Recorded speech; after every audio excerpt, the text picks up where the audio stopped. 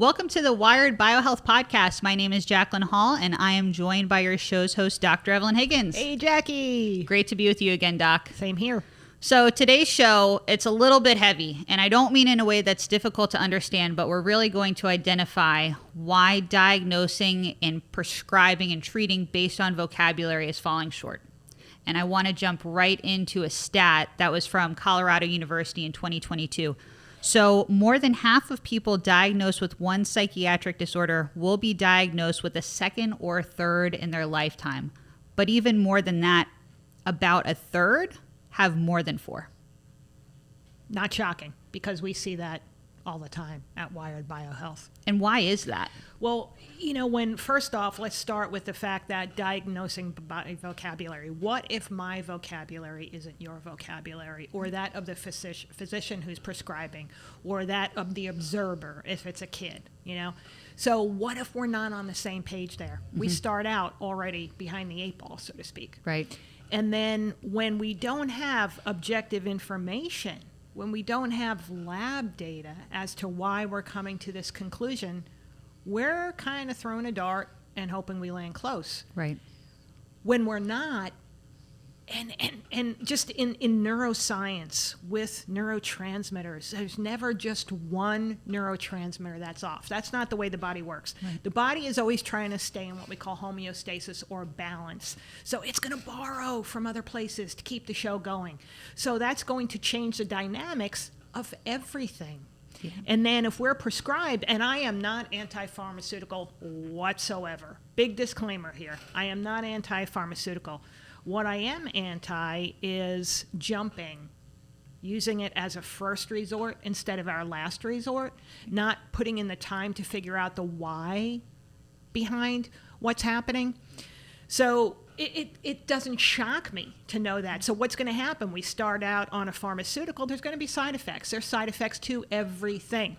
And it's like risk-reward. As right. long as the reward is greater than the risk, we stick with the plan. Mm-hmm. But when that's not happening, then we go to our second, then we go to our third, then we go to our fourth. That doesn't surprise me. Yeah, and what's so scary is that when you come up with a diagnosis, it's based on a series of criteria. This behavior, that behavior, right. The frequency, right? But that doesn't tell us what biochemically is causing those behaviors. Right. And so that's why it's so important to integrate this biological piece, what we do at Wired for Addiction, into someone's plan of care. Right, right. So when we think about how early somebody can be diagnosed, you think, okay, it's got to be depression, can be in your 40s, 50s, maybe when your life has changed, you're an empty nester, you've just retired, things have changed drastically for you. You can actually be diagnosed with depression as early as 3 years old.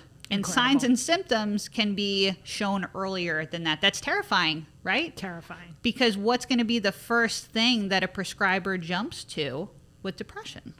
A pharmaceutical. Right.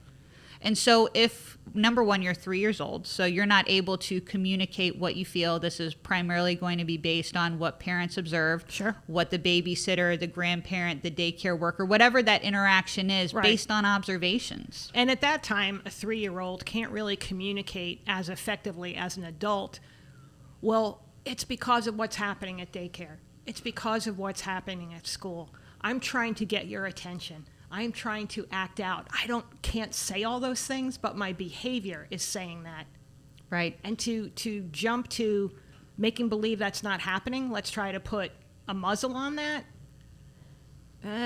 Really slippery scary. slope. Especially at that age. Mm-hmm. I mean, that's not good practice at any age, but you've got a 3-year-old.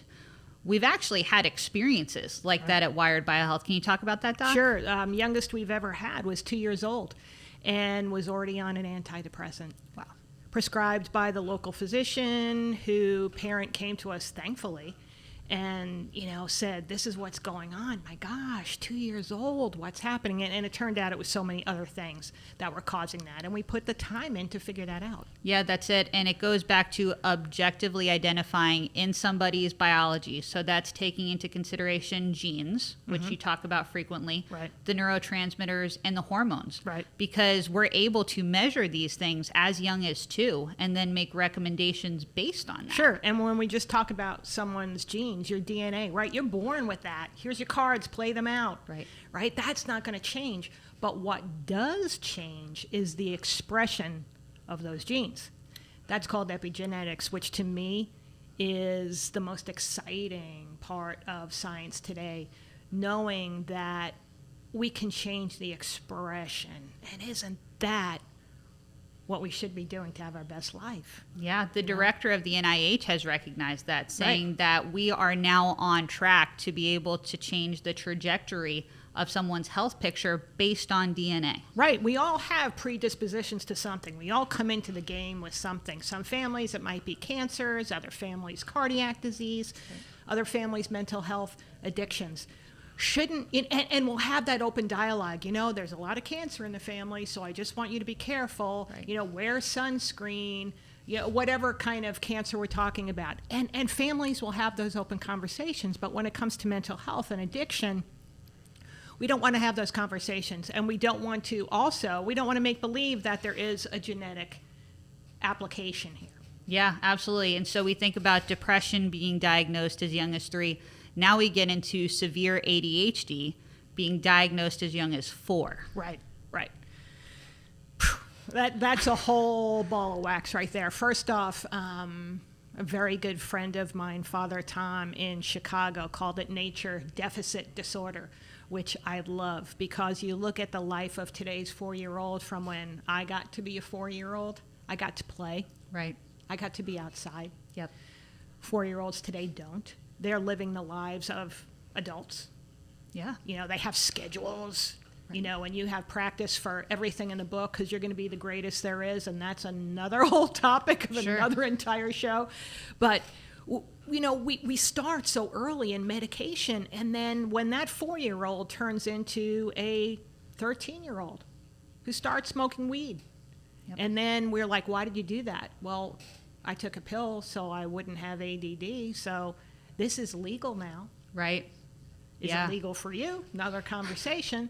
It's legal now, so why not? Sure. It's always turning to something outside of yourself to change how you feel on the inside, and that's where we develop this slippery slope of we just take something to feel different. Right. We start, in that case, someone learning how to self-medicate really early in their life. Really early. And then changing their physiology on a whim without knowing what neurotransmitters and genes require support. And then expecting that to change your emotional state in a whim because you don't like how you're feeling right now. You know what? That's part of life. Yeah. Those things are part of life. Every day is no home run.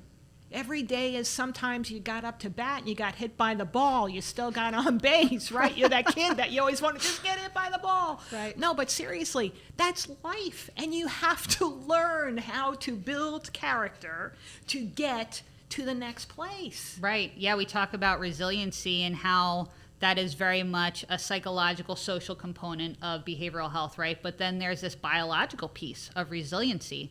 And I think we see that in one of the genetic single nucleotide polymorphisms, genetic SNPs that you talk about, Doc, COMT. Sure. Where, you know, someone is more prone to anxiety or depression and stays in that. So example is like, you know, you're on your way to the recording studio this morning and somebody cut you off. And you are still talking about it when you get here, when we start, in a break, you're still talking about it. You know, let's have lunch after we do this, still talking about it. You go home, you're telling your husband about it. And then the next day, still, nobody better cut me off today. Sure. You can't let it go. You stay in that. Right. And that can be identified. And if we isolate, measure, identify, we can then make changes to that expression. That's what's so amazing to me is that although you're going to have that gene forever, that you can turn off the bad part of that gene, those aberrant behaviors. Right. And that's only able to be done by first identifying the problem and then making recommendations that are scientifically validated. Right. Looking at those biochemical pathways. What needs support? The SNPs that we talk about, Wired BioHealth didn't discover them. These are the NIH, these are NIDA, NIAAA, NIMH, all these acronyms because it's governmentese, right? But all relating to high dollar, high science individuals that are saying there is a genetic piece of behavioral health. And here on the podcast, we want to make it actionable so you guys are able to learn about these things, but also have a follow-up to call the office, the 1-888-841-7099 number, to schedule a consultation, because this shouldn't be just for scientists. Right. This shouldn't be for the wealthy. This isn't Right. the Steve Jobs genome back in 2008 that was $100,000. Right. This is available to regular people now, but it's only good if you know about it. That's why we do this. Right. And isn't that beautiful, using that example of Steve Jobs of $100,000 to get that done? You know, now it's for everybody, and should be for everybody, because then at the end of that, if everybody operates better, don't we all win? Don't we all win? We talk about the Kaiser study. Right. Of, is it 53%? 53%. Of Americans have now been diagnosed. Right.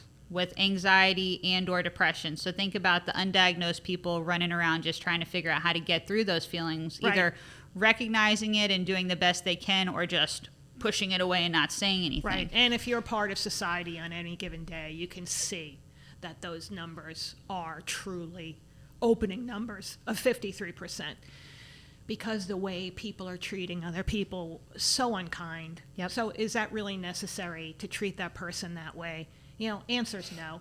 But that's where we are right now. So is it there, sit there and admire, well, that's where we are, that's where our new stats take us, Right. or to do something about it? Do something about it, because when I hear those stats, I hear that 1 in 2 people listening to this show right now could use support from Wired BioHealth testing. Right, right. And if it's not you personally, it's certainly somebody in your group, be it your kids, your parents, your students in class, your coworkers, a multitude of individuals whose lives can be changed based on one person's mental health being objectively supported. Right. And, you know, probably time to share this, Jackie, when people come to us and they're like, well, I see a therapist, it's just not going as fast as I wanted to or where I wanted to. Keep doing that. We're supporting the physiology. Yeah, that's it. And your unique physiology. And I love that you use that word unique, because if you are getting do the 8 hours of sleep, are you drinking 8 ounces of water? Now that I'm 8 glasses of water, now that I'm saying this, it seems like the magic number is 8. But it's true. Magic 8 ball. Because the diet, the exercise, sleep hygiene are all important, but those are kind of the low-hanging fruit. Right, that's common sense. Yeah, that's common sense. And so if you have done those things, those self-care tools, and you've accessed everything in your toolkit, and it's not moving the needle to where you need to, Wired BioHealth would make sense for you. Absolutely. So we've been talking about these various psychiatric conditions. We can't go without mentioning OCD, because I was shocked to learn that the average age of diagnosis is between 10 and 12. So think about a 3-year-old, a 4-year-old, and a 10-year-old having equal access to all of these diagnoses based on behavior. Because you think about, people act out in different ways to self-medicate or just respond to physiologically what we're feeling, right? So I know when I give presentations and I talk about some of the neurotransmitters that we look at, typically I name 5. And of those 5, 4 of them all list feelings of depression. So not only if you have the SERT gene, which I would love for you to talk to our listeners about, but now you're just trying to address that serotonin pathway, what about that dopamine? What about that epinephrine? What about that? The list goes on and on. So if you're just going based on vocabulary, how do you really know what the problem is? So example then would be someone who's been on an SSRI medication for decades without seeing the results that they're supposed to be seeing. And it's, well, we'll double it. We'll double it again. We'll switch it. We'll, you know, and you know the game if you've been on it. And what happens to that person emotionally? They start to own that. I just don't want to be better. There's no validation. It's just me. Right. Right? And if this person has common term, the SERT gene, it's going to make an SSRI drug less effective for them potentially. So this is the target of therapeutic drugs, where they target to work. And if you have this, it's potentially not going to be as effective as it is for someone else. So that person that's like, we did everything and it didn't work, this is just me. Right. This is how I am. I don't care. I don't try hard enough. Not the case. That's exactly right. And not only what it does to that individual's psyche, but also their body. Sure. Because now your kidneys, your liver, your bladder are having to process all these chemicals for decades. Right, right, exactly. So we get a child started on that track early. We're opening up a whole can of worms that probably could have been avoided early on by addressing their unique physiology. Sure, if somebody at 10 years old is already on daily medications for the rest of their life, potentially, the stress on your liver, on your bladder, on your kidneys, as you say, is enormous. And these aren't one-off situations because pediatricians are now screening for a generalized anxiety disorder. Yep. So we're not at all blowing this out of proportion. This is an epidemic and truly a pandemic. I mean, we've got clients from around the world that are talking about mental health issues. Right. It's not unique to the United States. In a segment that we have called We Get Emails, we actually heard from one of our clients in Australia talking about this. Just this morning. This is what I woke up to. So I'm going to read this now. And in this segment, as Jackie said, We Get Emails. Feel free. Reach out to us. Yeah, it's support@wiredbiohealth.com. So feel free to write in and share with us either your questions or your stories. Hello, Dr. Higgins. I wish I could do this in an Australian accent. That would be cool. Oh, Dr. Higgins. I couldn't wait until our next appointment to tell you. I mentioned to you a couple of weeks ago about my mom's friend having mental health difficulties. She did that pharmacogenomics test for it, and it came back and said that the antidepressant that she had been on for 20 years, she wasn't metabolizing it. It was in the red column, which means danger needs to be changed, right? And for years, all they've been doing is upping her dose. She got it up to 400 milligrams. It's called Effexor. I thought I reached the maximum on it, and I got up to 220 milligrams. But she rung Mom, bawling her eyes out, saying she had never felt so validated in her life that it wasn't all in her head. The doctor and the owner of the practice said she couldn't believe this test exists and no one knows about it. She wanted to know how Mom's friend knew about it, so I'm hoping I might be able to chat to this doctor and see if she can make it part of routine testing before anyone goes on medication. They're weaning her off of it as we speak to go on one that she can metabolize. I know it's not a complete fix because you don't know exactly what neurotransmitters are out of balance, but she said she feels like she owes me her life and it's given her a reason to keep going now. Just thought it was a little happy story to tell you that you're making, I don't know if I can read this, you're making a difference to a small town in Australia too. That's amazing. You think That's why we do what we do. That's why we do what we do. This girl has been suffering and saying I need help and going to the people that she trusts can help her. Yeah. Right? And because they don't know that a test like this exists, she doesn't have access to it. And this person, our client, had reached out to me and said, what can we do here? And I said, do a pharmacogenomic test because she has to, odds are she's on the wrong medication that she can't metabolize. And these suicidal ideation and this depression and this anxiety is because it's becoming toxic in her. I said, that's the quickest thing we can do. Do that. That's our first step is the Band-Aid. Right. Look at how it came back. Yeah, that's amazing. And we know that pharmacogenomic testing is not going to tell you what is most effective for you, but it can tell you what is least likely to hurt you. So as the first step, right, that's kind of the let's start here. And then include, of course, the Wired BioHealth panel. Right. Because we do, as she said, we want to get to what genes are causing these feelings, what neurotransmitters, what hormones are causing this. But start there because you think this young lady, she could have said tomorrow, I can't do this anymore. And that's where she was when she reached out. She was. Yeah. Yeah. And this makes a lot of sense. If you're feeling those feelings, 988 is the new number that's been put out. It's the suicide prevention hotline. There is always a solution, and ending your life isn't it. So call 988 if you're feeling that way. Absolutely. So when we look at the stats, 37% of women have been diagnosed with depression in their lifetime, compared to 20% of men, right? But then when we look at completed suicides, men die of suicide at 4 times the rate of women. What does that tell you? That's a head scratcher, right? Yeah. To me, it says that women are saying, I need help. Whereas a man won't because of the stigma that's still attached to it, and we're saying that there's no stigma. Yeah. There is. It's not manly to cry and complain. Yeah. And we especially see this in people of color community. Mm-hmm. Yep. It becomes even more repressed. And so you see that people are saying, I just need to end this rather than A, recognize, B, get support, and C, find actionable tools. Right. Because all those three things are available.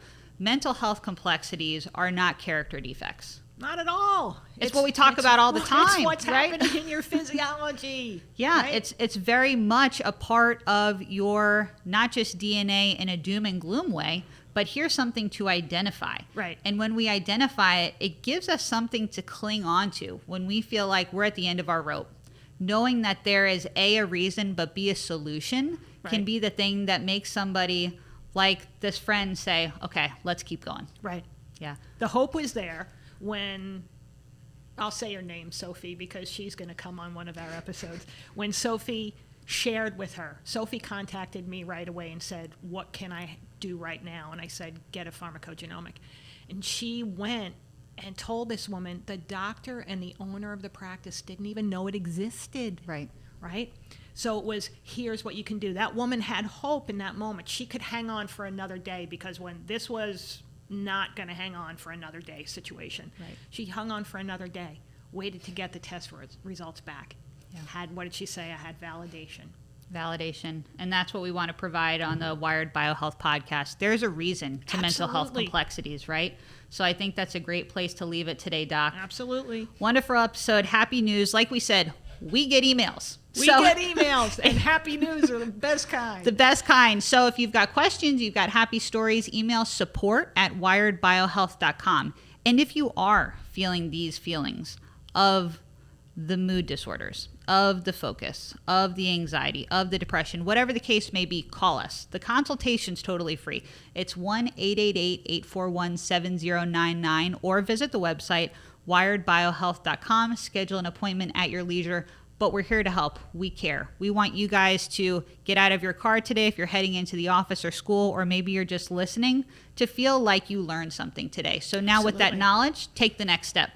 So subscribe, like, comment, and we'd love to hear from you. Share it with your buddies, because you know what? We are all in this together. We are. Thanks, Doc. See you next week, Jackie. Bye. Bye.